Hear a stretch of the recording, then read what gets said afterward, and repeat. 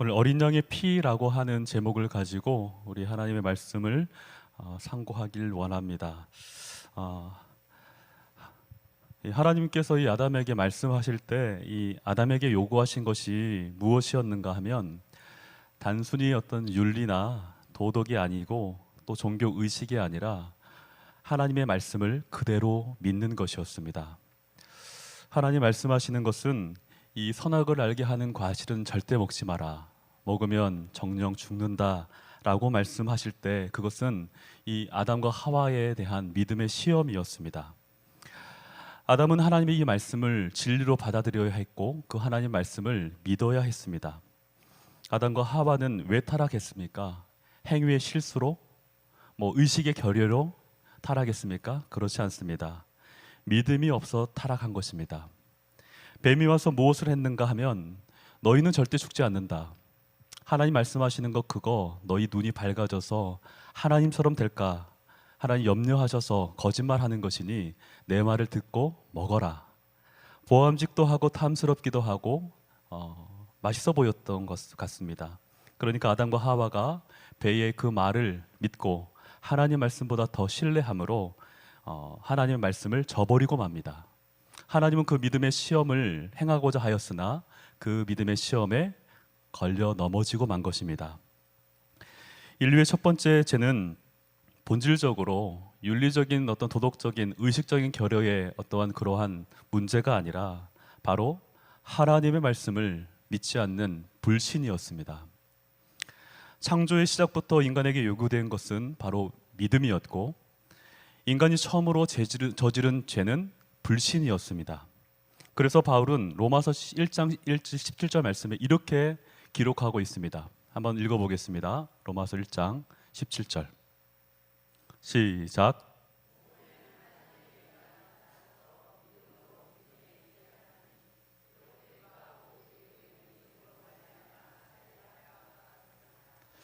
복음에는 하나님의 의가 나타나서 의는 하나님의 올바름 이런 의미일 것이고 믿음으로 이르게 하나니 오직 의는 믿음으로 말미암아 살리라. 처음부터 믿음이었고 믿음으로 마무리가 되는 것입니다. 구약의 처음부터 신약의 이 마지막까지 한 줄기의 선이 있다면 그것은 믿음으로 연결되는 것입니다. 처음부터 끝까지 믿음 있고 믿음이었고 지금도 믿음이고 앞으로도 영원히 믿음입니다. 그리고 그 위에 그 위대한 어떤 믿음의 첫 계보를 이었던 첫 계보의 첫 자리에 믿음을 이제 가졌던 사람이 오늘 히브리 기자가 11장에 이 믿음의 본보기 인물을 제시할 때 이 아벨이라고 하는 사람을 이렇게 글로 이렇게 기록을 해놨습니다. 아벨이라고 하는 뜻은 이 짧은 숨이라는 뜻이에요. 그러니까 우리의 인생이 시간이 날아가기 때문에 80년, 90년 인생 가운데 살아가는 이 시간이 굉장히 빠르게 지나가기 때문에 이 수증기와 같다.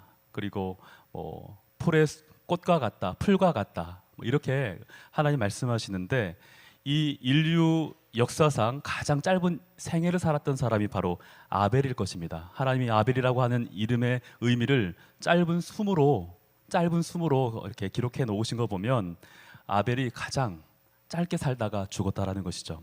여기에서 우리가 알 수 있는 역설이 있는데 이 아벨은 숨처럼 짧은 생애를 살았지만 그의 인생을 통하여서 메시지가 영원토록 지금까지 제공되어진다는 사실이에요. 그러므로 짧은 생애가 헛된 삶이 아닙니다. 지금 당장 죽어도 우리는 천국에 대한 소망이 있고 영혼에 대한 갈망이 있고 보이는 세계를 살아가지만 보이지 않는 세계가 있다고 하는 그 확신은 지금 수명을 다하고 당장 죽어도 우리는 그 죽음을 기꺼이 받아들일 수 있는 믿음이 있는 사람입니다. 그래서 이 아벨의 음성은 모든 시대에 살아있는 거예요. 그러니까 이 메시지를 통해서 지금 설교를 할 수 있다라는 것이죠. 그래서 본문이 그것을 분명히 증언하는데 11장 4절 한번 말씀 보겠습니다. 자, 읽겠습니다. 시작.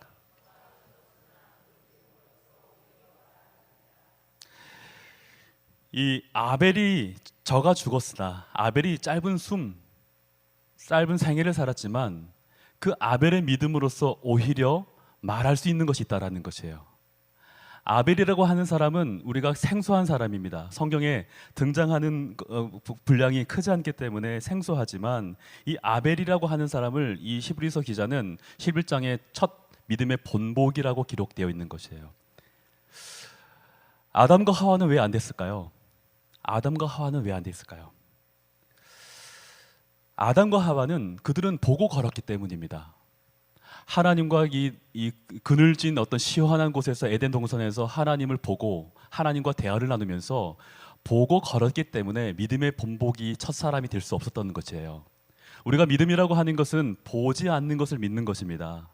제가 여기에 뚜껑을 하나를 이렇게 가려놓고 여기에 뚜껑이 하나 있습니다. 믿으시겠습니까? 하고 아멘 하면 실체가 드러나는 거예요. 이걸 믿음이라고 하는 겁니다.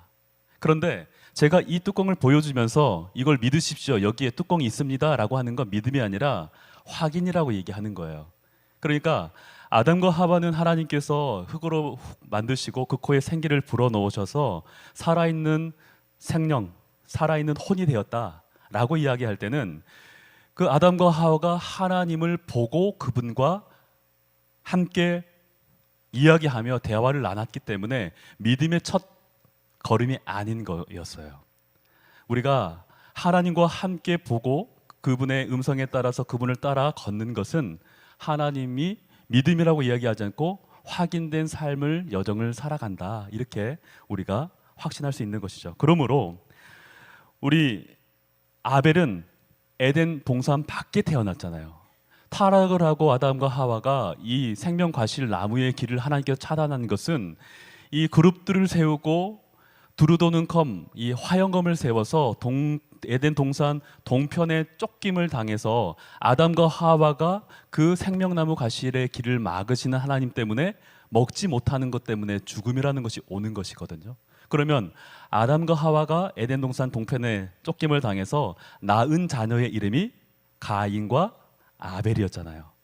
그러니까 이 가인과 아벨은 하나님과 음성을 나눌 수 없었고 그분과 함께 거닐면서 이렇게 살아갔던 사람들이 아니기 때문에 그들이 바로 아벨이 바로 믿음의 첫 본보기가 되었고 믿음의 첫 걸음이 되었다, 이렇게 히브리서 기자는 우리에게 말하고 있는 것입니다. 히브리서 11장 4절에 우리에게 알려주는 것 한 4가지 정도 되는데, 첫째는 아벨은 더욱 뛰어난 희생물을 드렸다는 것입니다. 둘째는 그는 자기가 의롭다고 하는 증거를 얻었습니다. 셋째는 하나님께서 그의 예물에 대해서 굉장히 잘했다라고 좋은 평판을, 좋은 증언을 해주고 계십니다. 네 번째는 그가 죽었지만 믿음으로써 여전히 그의 메시지가 지금까지 선포되어져 있고 여전히 말하고 있다라고 말씀하고 있는 것입니다. 이 4개의 모든 것을 꿰뚫는 것이 바로 피에 대한 대신 속죄의 믿음입니다. 혹자는 이 가인과 아벨이 희생물을 드렸습니다. 그런데 뭐가 문제였을까요? 아벨은 양치는 자였고 가인은 농사짓는 자였으니까 자기가 종사하는 일들이 달랐기 때문에 한 사람은 어린 양을 드렸고 한 사람은 곡식을 드렸고, 그래서 하나님이 그 가인과 아벨의 태도나 자세가 뭐가 문제가 있는 가인의 것을 받지 않고 이 아벨은 정말 순종하고 정말 겸손하고 하나님을 향한 어떠한 찬양의 마음들을 가지고 드렸기 때문에 받았다라고 주장을 하거든요. 근데 그렇지 않습니다. 오늘 그거에 대해서 말씀을 좀 나누고 싶습니다. 히브리서 11장 1절 말씀 한번 읽어보도록 하겠습니다. 시작.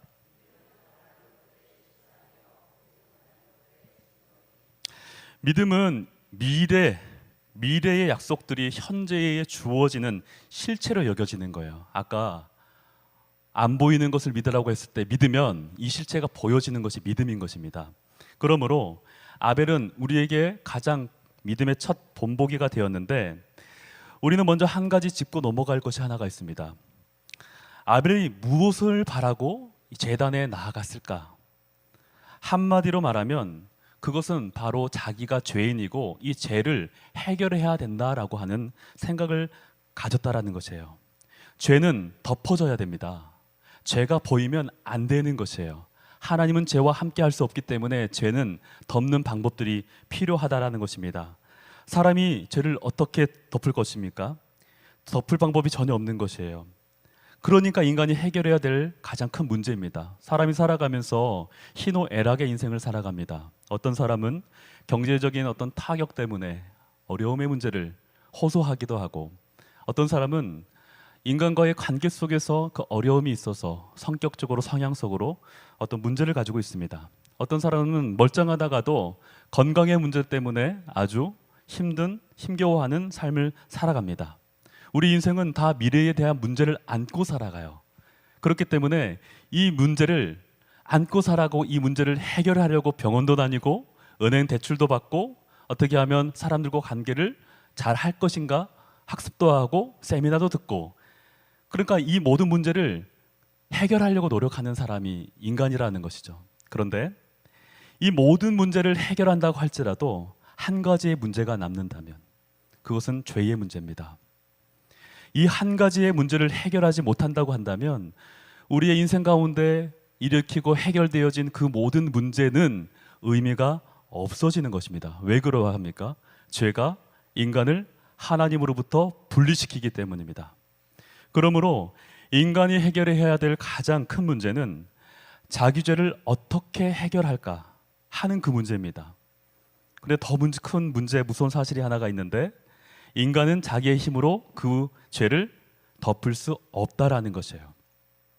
아담과 하와는 최초로 그것을 시도했습니다. 창세기 3장 7절 말씀을 보면 그들은 죄 지은 뒤에 무엇을 했냐면 무화과 나무 잎을 엮어서 가리개를 만들었습니다. 그런데 하나님이 등장하자 그것은 통하지 않았죠. 두려워서 숨어버렸습니다. 그리고 나서 무화과로 남은 이 잎으로 만든 이 가리개는 죄를 해결할 수 없다라는 것을 알고, 그러니까 사람은 그런 거예요. 선한 행위를 가지고, 종교적인 활동을 가지고, 명상을 가지고, 도덕적 노력으로 자기의 죄를 덮으려고 하는 이 모든 노력은 다 무화과 잎으로 엮어서 만든 가리개일 뿐인 것입니다. 어저께 어떤 집사님이 그런 말씀하시는 거예요. 이 모세를 만나면, 혹시 엘리야를 만나면 질문을 해보고 싶다는 거예요. 천국 가서. 그런데 그 전제를 어떻게 말씀하셨냐면, 내가 열심히 해서 천국에 가서 그 질문을 해보고 싶다는 거예요. 어떻게 생각하십니까? 그게 맞는 구원관의 관점입니까? 아닙니다. 우리가 전도를 하고 찬양을 하고 우리 종교적인 어떤 행동을 한다는 것은 예수 그리스도의 생명이 부여받았기 때문에 그 행위를 하는 것입니다.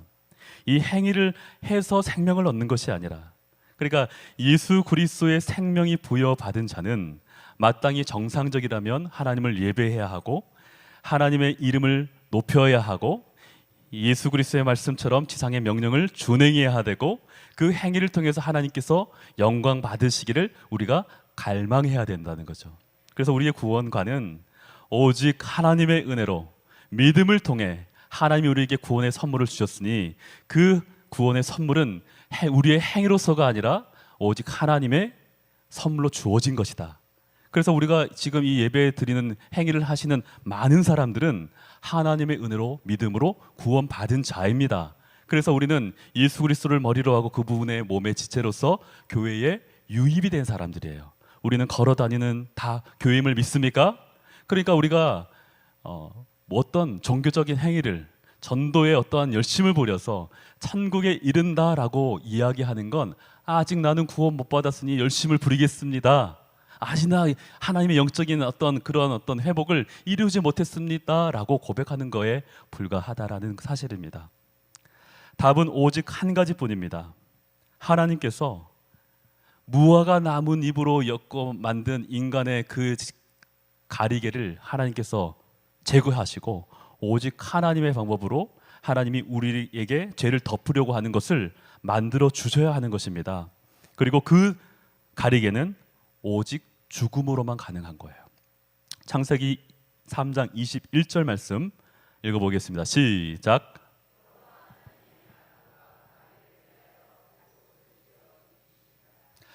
역사상 첫 번째 죽음이 여기 나오는 것입니다. 가죽 옷을 만들려면 동물을 어떻게 해야 되죠? 죽여야 되고 피를 흘려야 되는 거죠. 하나님의 표준과 하나님의 방법은 인간의 방법과는 차원이 달라서 반드시 피 흘림의 제사가 있어야 된다라는 사실이에요. 그러므로 가죽옷을 입혀서 아담과 하와를 구원시켰다라고 우리는 결과적으로 이해할 수 있게 되는 것이죠. 그리고 그 짐승을 잡으신 분이 누구십니까? 하나님이십니다. 여기에 우리가 생각해 볼 수 있는 어떤 지점이 있는데, 첫 번째는 죄인은 죄의 덮개를 만들 수 없다라는 것이고, 그리고 필요하다라는 것이고, 둘째는 사람의 손으로는 만들면 안 된다는 것이고 죄를 덮을 수 없다는 것이고, 세 번째는 하나님만이 그 죄를 덮을 수 있는 덮개를 마련하실 수 있다. 네 번째는 그 덮개는 오직 피를 흘리는 죽음으로만 가능하다. 맞습니까? 그러니까 우리가 우리의 신앙에 뭐가 혼란이 있고 어려움이 있다라고 하는 것은 예수 그리스도의 복음에서 떠난 경우가 많은 거예요. 오직 예수 그리스도의 복음은 나를 위해 십자가 지셨던 피 흘리신 구속의 은혜와 3일 만에 부활하셔서 예수 그리스도가 육신의 몸을 찢고 그 안에 하나님의 신성이 신령한 몸을 보여줌으로 인해서 부활하신 예수 그리스도는 나의 하나님이다라고 하는 증거가 우리의 복음의 핵심이어야 하는데, 자꾸 이 복음이 쉽고 이 복음이 당연하고 이 복음이 진리도록 들었다 보니까 감흥이 없는 거예요. 그런데 우리가 혼란스럽고 믿음에 어떤 흔들림이 있을 때는 오직 예수 그리스도의 복음으로 들어가셔야 되는 것입니다. 절대 흔들 수 없는 하나님의 어린 양, 이 대속의 속죄를 믿어야 한다라는 사실입니다. 그래서 하나님께서 이 무화과의 이 앞치마를 거절하시고 짐승을 죽여서 피를 흘려 만든 가죽옷을 받아들이셨습니다. 아벨은 이 어떤 진리의 마음을 새긴 사람이에요. 아벨은 아담과 하와가 가죽옷을 하나님께서 입혀주셨어. 야, 내가 내 힘으로 내 능력으로 무화과 나뭇잎을 엮어가지고 내가 가렸는데 그것은 다 무용지물이고 하나님께서 피를 흘려서 가죽옷을 입혀주셔서 내가 그렇게 살았어. 하나님의 은혜야 라고 아들들에게 전달하지 않았겠습니까? 누누이 전달했을 것입니다. 그래서 아담과 하와는 자식들에게 그 가죽옷에 대한 피 그리고 죽음의 속죄 신학을 여러 번 들려주셨을 겁니다. 그래서 아벨이 제단 앞에 무엇을 가져왔습니까? 어린 양떼 첫 새끼를 가지고 온 것입니다. 단지 어떤 의식을 행하고자 함이 아니라 그는 인간이 해결해야 될 가장 큰 문제 앞에 서서 자기가 이제 그 문제를 해결할 수 있는 유일한 하나님의 표준이 피를 흘리는 것이다라는 사실들을 알고 있었다는 거예요. 그 하나님의 말씀을 지킴으로 아벨은 하나님께 좋은 희생물을 드렸고 그 희생물을 하나님께서 기꺼이 받으신 겁니다. 그렇다면 아벨이 어린 양을 드릴 때 저기 멀리 있는 예수 그리스도의 십자가를 바라봤겠습니까? 어린 양을 드릴 때 십자가, 나를 위해서 십자가 지실 것을 알고 있었을까요? 절대 알 수가 없죠. 알 수 없지만 이렇게 이해를 할 수 있는 거예요. 구약 성도들이 죽으면 어디 갔을까요? 어디 갔냐면 천국 갔을까요? 아니에요. 구약 성도들이 죽으면 아브라함의 품에 갔어요. 아브라함의 품에 갔어요. 이것이 실제적으로 누가복음 16장 말씀에 보면 부자와 나사로 이야기를 통해서 우리가 알 수가 있는데, 이 부자와 나사로의 이야기는 어떤 비유의 이야기가 아니라 실제 있는 이야기잖아요. 그런데 부자는 배부르게 잘 먹고 잘 살았고, 그런데 나사로는 이 헌데 이런 것들을 이제 먹었죠. 갈아 먹고 가난하게 살았고 비참하게 살았죠. 그런데 어느 날 이 나사로가 죽자 천사들에게 받들려 가지고 어디에 이동되냐면 아브라함의 품에 이동되고, 이 부자는 장사돼서 어디에 갑니까? 음부에 가는 거예요. 그러면 그리고 나서 이 부자가 눈을 들어서 보니까 누가 보이냐면 아브라함의 품에 있는 나사로가 보이는 거죠. 그러면 우리가 생각할 수 있는 것이 이 지점이어야 돼요. 낙원과 은부가 같은 지하 세계에 있었다. 맞습니까?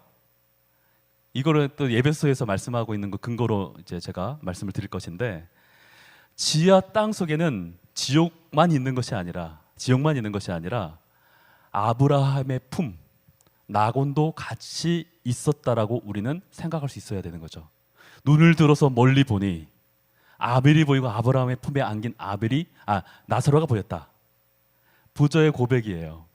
저 사람을 혀에 손끝에 물을 내 혀를 서늘하게 하소서. 내가 지금 불꽃 가운데 엄청 어렵습니다. 이렇게 고백을 하잖아요. 그랬더니 하나님이 뭐라고 하지? 안 된다 라고 얘기하시고, 그러면 지하에 있는 모든 세계에는 음부가 있고 지옥이 있고 아브라함 품이라고 하는 낙원이 있는 거예요. 그러면 구약 성도들은 다 어디로 갔어요? 땅 아래로 간 것이에요. 그 근거가 에베소서 말씀에 어떤 말씀이 있냐면, 제가 한번 읽어보겠습니다. 에베소서 말씀에 우리 각 사람에게 그리스도의 선물의 분량대로 은혜를 주셨나니 그러므로 이르기를 그가 위로 올라가실 때에 사로잡혔던 자들을 사로잡으시고 사람들에게 선물을 주셨다. 예수 그리스도가 땅 아래 가셨더니 아브라함 품에 구약 성도들이 있었고 사로잡혀져 있는 거예요. 이 사로잡힌 자들을 사로잡아 자기가 위로 올리실 때 통째로 하늘로 올리신 겁니다. 그러면 구약 성도들은 땅에 있다가 예수 그리스도가 부활하시고 승천하실 때 하늘로 올려졌으니까 지금은 낙원은 어디 있습니까? 하늘에 있는 거죠. 그러니까 구약 성도들은 땅 아래에 있던 겁니다. 더 한번 읽어보겠습니다. 올라가셨다 하셨은즉 땅 아래 낮은 곳으로 내리셨던 것이 아니면 무엇이냐? 내리셨던 그가 곧 모든 하늘 위에 오르신 자니 이는 만물을 충만하게 하려 하심이라. 예수 그리스도가 만물을 충만케 하시는 자임을 믿습니까? 이 모든 만물을 충만케 하시려고 하시는 예수 그리스도가 땅 아래 계셨다가 땅 아래 낮은 곳에 내리셨다가 올라가실 때 그 안에 있는 사로잡힌 구약에 있는 성도들을 사로잡아 승리를 선포하고 하늘로 올리셨다는 거예요. 이 근거가 또 하나가 더 있는 거예요. 요한계시록에 보면 우리가 지옥이 영원할 것 같잖아요. 그런데 요한계시록이 어떻게 기록하고 있냐면 사망과 지옥도 불못에 던져진다는 거예요. 지옥도 어디에 던져진다고요? 이동이 되는 거잖아요. 그러니까 지옥도 옮겨질 수 있는 근거가 요한계시록에 기록이 되어 있고, 낙원도 땅에 있던 것을 아브라함의 품을 파라다이스를 하늘로 올리시는 예수 그리스도의 이 십자가와 부활이 얼마나 우리 가운데 은혜가 된다라고 하는 사실을 우리는 깨달으시기를 예수 그리스도를 축원합니다. 예수 그리스도의 십자가입니다. 예수 그리스도의 부활입니다. 예수 그리스도의 육신의 몸을 찢고 하나님의 신성이 부활의 신령한 몸을 사람들에게 보여주셨을 때 이분은 과연 하나님이십니다라는 사실들이 증명된다는 사실인 거죠.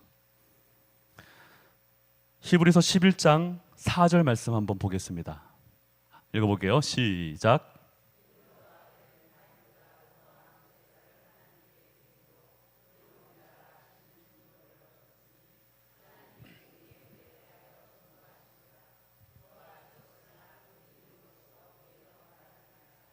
여기 보시면 아벨은 가인보다 더 나은 제사래요. 그러면 다시 한번 생각해 보세요. 가인은 나은 제사를 드렸다는 거죠. 맞습니까? 아벨은 가인보다 더 나은 제사를 지냈고 가인도 제사를 드린 것도 맞는데 하나님이 받으시는 것은 가인의 희생물이었다는 사실인 겁니다. 히브리서 9장 22절 말씀이 이렇게 기록합니다. 율법에 따라 거의 모든 것이 피로써 깨끗하게 되나니 피 흘림이 없이는 죄 사하면이 없느니라. 오직 예수 그리스도 어린 양의 피입니다. 피로 대신 속죄가 이루어지는 것입니다. 죄들의 용서, 그 덮개와 가리개는 오직 피의 제사 밖에는 없는 것입니다. 레위기의 말씀에 보면 음식 헌물도 드리는 내용들이 있어요. 고운 밀가루를 만들어서 통해서 빵과 과자를 만들어서 하나님께 바쳤던 내용들도 분명히 레위기의 말씀에 있는데 선후가 바뀌어서는 안 되는 것입니다. 반드시 피의 제사가 먼저 있고 죄를 덮은 이후에 그 다음에 곡식 헌물을 통해 하나님께 감사와 하나님께 찬양과 우리의 헌신을 표시했다라는 것이에요. 이것이 절대적인 하나님의 표징임을 기억하시기를 바랍니다.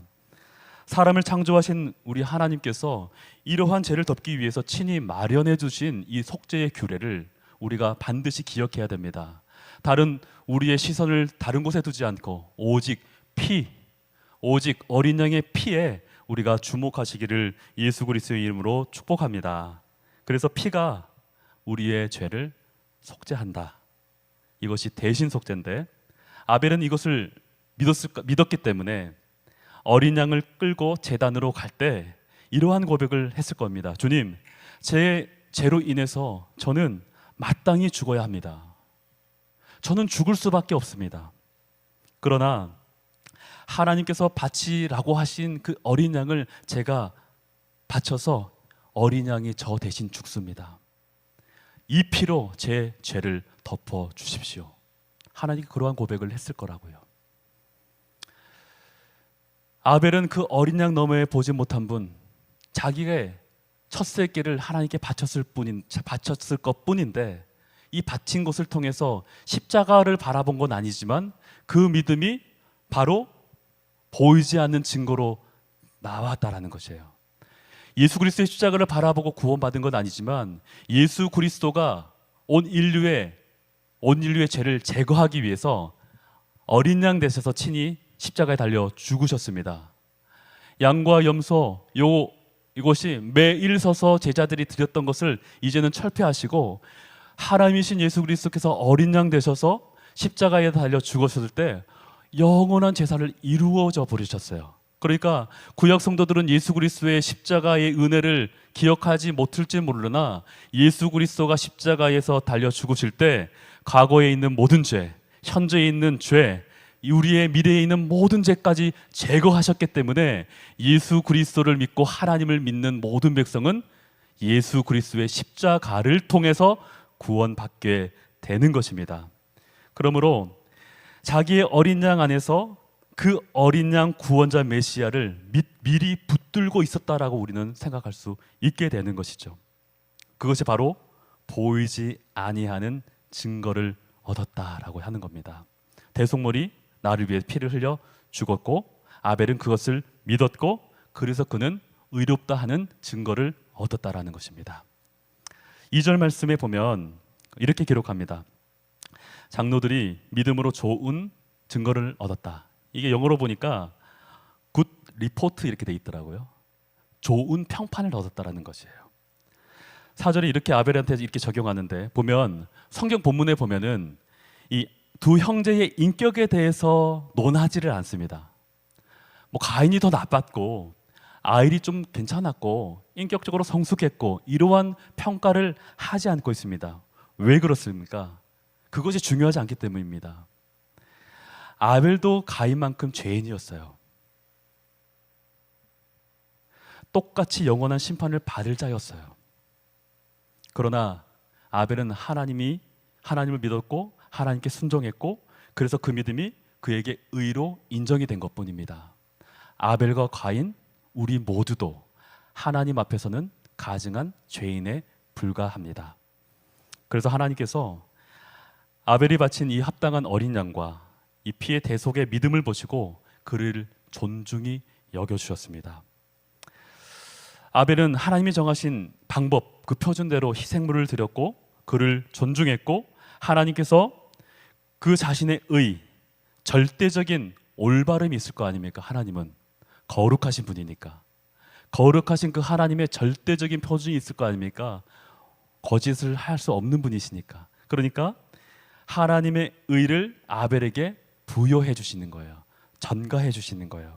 그리고 하늘의 모든 군대 앞에서 뭐라고 공적으로 선포하시냐면 이 사람은 의롭다라고 선포해 주시는 겁니다. 우리도 아벨과 가인과 같은 처지에 있는 거예요. 가인의 처지에 있는 겁니다. 그러므로 우리가 예수 그리스도라고 하는 위대하신 이 한 분을 믿을 때 하나님은 우리를 의롭다라고 공적으로 선언해 주실 것입니다. 이것이 아벨이 하나님께 받은 좋은 평판이라는 거예요. 옛 장로들에게 얻은 좋은 평판이라는 거예요. 우리 모두도 사람이 아닌 하나님께 인정받는 좋은 평판을 받는 사람들이 되시기를 예수님으로 축복합니다. 이제 우리는 4절 본문 이 마지막 부분에 이야기를 하려고 합니다. 그는 죽었지만 믿음으로 여전히 말하고 있느니라. 아벨은 죽었습니다. 그러나 이 아벨의 음성은 끊어지지 않았습니다.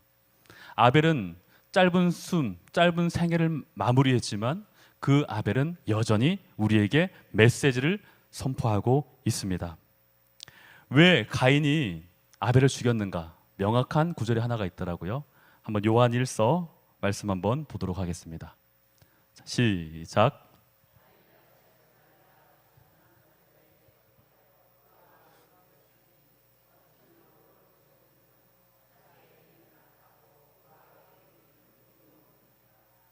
명확하게 나와 있습니다. 첫 번째 이 살인의 동기가 무엇이냐면 자기의 행위는 악하고 아벨, 아우의 행위는 의로웠기 때문에 죽인 겁니다. 아벨이 잘못한 것이 아니고 그저 의로웠는데 올바른 사람이었는데 죽임을 당한 것입니다. 모든 시대에 순교의 원형이 이곳에 있습니다. 의로운 자가 의롭기 때문에 죽임을 당합니다. 진리를 말하는 자가 진리를 말했기 때문에 죽임을 당합니다. 거짓 종교가 참된 종교를 죽입니다. 왜 그렇습니까? 자기의 악한 행위 때문에 그 모든 죄를 덮기 위해서 의로움과 진리를 말하는 참된 종교를 죽이려고 하는 시도. 그러니까 지금 우리가 예수 그리스도 믿는 이 사도행전적 그 원형의 복음을 통해서 이 거듭난 성도들이 예수의 길을 묵묵히 걸어갈 때 피 흘린 사람들이 굉장히 많은 거죠. 피 흘린 사람들은 예수 그리스도의 생명, 위대한 부활의 도를 전하다가 스데반도 부활의 도를 전하다가 그 예수 그리스도의 길과 그분의 도를 전하다가 죽임을 당하는 것이죠. 그러므로 이 모든 시대의 선지자들의 운명이 바로 이사야나 예레미야나 심내 요한이나 사도 바울이나 그리고 대선지자, 대예언자, 대언자 되신 정점이신 우리 예수 그리스도께서 십자가에서 친히 못 박혀 죽으심을 당한 겁니다. 왜 그렇습니까? 그들이 진리를 말했기 때문입니다. 진리를 말하니까 가인의 후예들이 정말 싫어서 가인의 해들이 승승장구 여전히 살아있기 때문에 이렇게 경노하면서 죽임을 행하는 것입니다. 우리가 기억하십시오. 진리를 말하는 자는 죽음을 당할 수 있을지 모르나 그가 흘린 의로운 피는 영원토록 말하게 되어 있습니다. 우리가 하나님의 말씀을 믿습니까? 하나님의 말씀이 우리의 최종적인 권위임을 믿습니까? 하나님의 말씀은 거짓이 없음을 믿습니까? 진리 자체임을 믿습니까? 그러면 이 하나님의 말씀으로 이 대한민국을 바라보아야 합니다. 대한민국을 장악하는 이 어둠의 권세, 악한 영의 역사는 하나님의 진리의 말씀을 공격하고 있습니다. 자유 대한민국이라고 하는 위대한 체제를 공산주의 사회주의 체제로 바꾸려고 하는 시도는 어김없이 이루어지고 있습니다. 하나님께서 우리에게 자유를 선포하고 이 자유를 통해서 신앙의 자유를 지금까지 잘 할 수 있도록 하나님께서 이끌어 주셨는데 사회주의 공산주의 체제의 전환으로서의 시도가 법을 바꾸는 것이에요. 종교를 폐쇄하겠대요. 헌법에 우리에게 의거한 종교의 자유는, 신앙의 자유는 명백히 보장된 것인데 그것을 바꾸려고 하는 시도를 하고 있는 것입니다. 그래서 기도 중에 공산주의의 영, 사회주의의 영 이런 언급하시는 안수 집사님, 집사님들 계시잖아요. 그러한 영이 대한민국을 장악하기 시작하면 우리가 지금 자유롭게 신앙하는 그 모든 것이 중국과 북한처럼 바뀌게 되는 것입니다. 분별하셔야 합니다. 진리를 말하는 자가 공격을 당하게 되어 있습니다. 이 세상 신은 대한민국을 장악했기 때문에 우리 그리스도 예수를 믿고 하나님의 진리의 말씀을 믿는 모든 사람은 오직 자유를 선포하시기를 예수 그리스도로 축복합니다. 그것이 신앙을 지키는 길이요 우리 하나님의 위대함을 만천하에 알릴 수 있는 지상의 명령을 준행하는 길이 될 것입니다. 아벨의 피가 하나님께 부르짖습니다. 호소합니다. 네가 무엇을 원하느냐? 네 동생의 피 소리가 땅으로부터 호소하느니라. 하나님 이렇게 말씀하시거든요. 아벨의 피가 땅으로부터 호소하는 것이 무엇입니까? 가인을 처리해달라는 거예요. 가인이 어떠한 결과를 얻습니까? 방랑자의 인생을 걸어가게 됩니다. 그 아벨의 부르짖음이 응답되어진 것입니다. 그래서 여기에서 우리가 가장 볼 수 있는 영광스러운 이 진리 중 하나가 바로 히브리서 12장 24절 말씀인데, 너희는 읽어볼까요? 있나요? 히브리서 12장 말씀이 있습니까? 네, 읽어보겠습니다. 시작.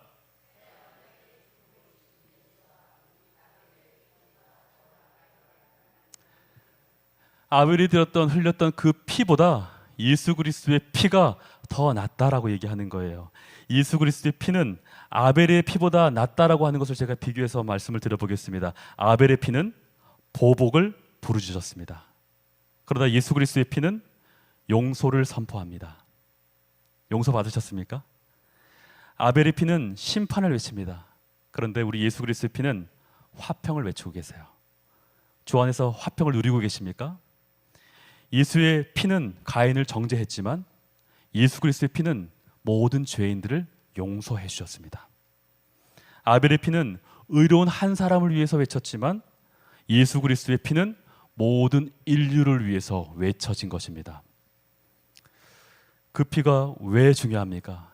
여전히 우리가 구원받고도 가인의 옛 습성과 옛사람이 여전히 남아 있어서 가인의 처지에 노출되어 있기 때문입니다. 우리가 육체를 가지고 있는 한, 제2의 집의 세력 안에 노출이 되어 있는 한 우리는 죄를 짓기 마련입니다. 그럴 때 우리가 어디로 돌아가야 하냐면 예수 그리스도의 보혈의 능력을 바라보시기를 예수 그리스도로 축복합니다.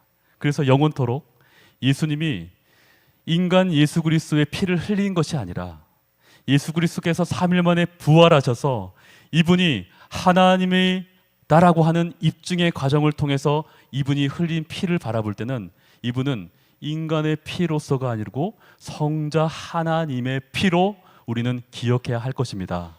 그러므로 우리가 2000년이 지나고 3000년이 지나고 영원토록 예수 그리스도의 보혈의 능력을 찬양할 수 있는 것은 이 피는 인간의 피가 아니라 하나님의 피이기 때문에 우리에게 은혜로 고백할 수 있는 근거가 되신다.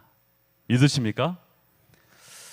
아벨은 죽었지만 여전히 지금도 우리에게 설교하고 있습니다. 사람은 오직 믿음으로 하나님께 나아간다. 행위가 아니다. 이렇게 선포를 하고 있고, 그러므로 어린 양을 의지하라고 말씀하고 있습니다. 둘째는 사람은 반드시 하나님에 계신 진리의 말씀을 지켜야 하고 그 말씀에 굴복해야 한다. 하나님께서 정하신 길, 하나님께서 표준으로 삼으신 그 길의 행위를 우리가 마땅히 하시기를 예수 그리스도로 축복합니다. 의인은 믿음으로 살고 믿음으로 죽는다. 그러나 그 죽음의 그 끝은 끝이 아니라 의인은 영원한 성, 영원한 도시가 우리를 위해 마련되어져 있다. 그거 믿으십니까? 그러므로 우리는 예수 그리스도를 믿고 예배의 행위를 통하여 우리의 눈에 보이지 않지만 성령의 충만함을 통하여 선명의 복음을 보시고 복음을 통해서 하늘나라를 선명하게 바라보는 우리 모두가 되시기를 예수 그리스도로 축복합니다. 처음부터 믿음입니다. 우리의 제단 위에는 무엇이 세워져 있습니까? 자신의 수고입니까? 종교적 열심입니까? 도덕의 노력입니까? 무화과 나무니 잎으로 만든 앞치마입니까? 이 모든 것들은 가인의 길이고 그 길은 사망에 이릅니다. 우리 제단 위에는 갈보리에서 피를 흘리고 죽으신 하나님의 어린 양이 있어야 합니다. 반드시 예수 그리스도 우리와 함께 계시니까 그분이 나를 위해 십자가 달려 죽고 부활하신 것을 날마다 상고하고 그분이 나와 함께 동행함을 믿음으로 반응한 우리 모두가 되시기를 예수 그리스도로 축복합니다.